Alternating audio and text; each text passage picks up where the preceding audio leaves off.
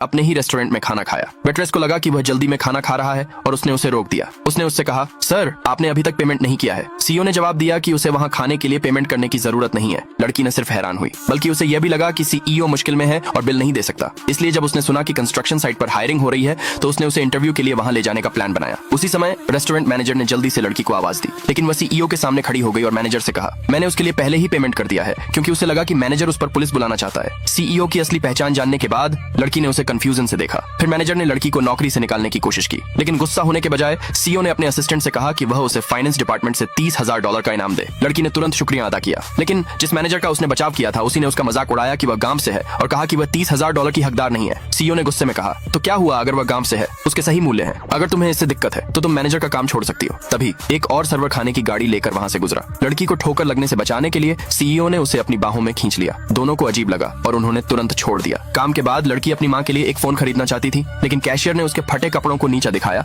और सबके सामने उसकी बेइज्जती की। उसने यह भी कहा कि अगर लड़की ने उनका फोन खरीदा तो इससे स्टोर का स्टेटस कम हो जाएगा। लड़की ने तुरंत मैनेजर से मिलने के लिए कहा, लेकिन सेल्स क्लर्क को बिल्कुल भी परवाह नहीं थी और उसने उसे बाहर निकालने के लिए सिक्योरिटी भी बुला ली। तभी सीईओ आ गया। सेल्स क्लर्क ने जल्दी से उससे कहा, वह परेशानी खड़ी कर रही है। अगर दूसरे कस्टमर्स को पता चला कि उसने यहाँ से फोन खरीदा है तो कोई और नहीं खरीदना चाहेगा। सीईओ यह सुनकर बहुत गुस्सा हुआ और उसने तुरंत उसे अपना सामान पैक करके जाने को कहा। फिर उसने अपने असिस्टेंट से लड़की के लिए 2 सबसे महंगे फोन लाने को कहा। जब उसने देखा कि वे कितने महंगे हैं तो उसने उन्हें वापस करने की कोशिश की, लेकिन सीईओ ने कुछ ऐसा कहा जिससे वह तुरंत उस पर फिदा हो गई। उसने कहा, मेरे प्रोटेक्शन में किसी के साथ भी बुरा बर्ताव नहीं होना चाहिए। तुम्हारा दर्द यूं ही नहीं जाएगा।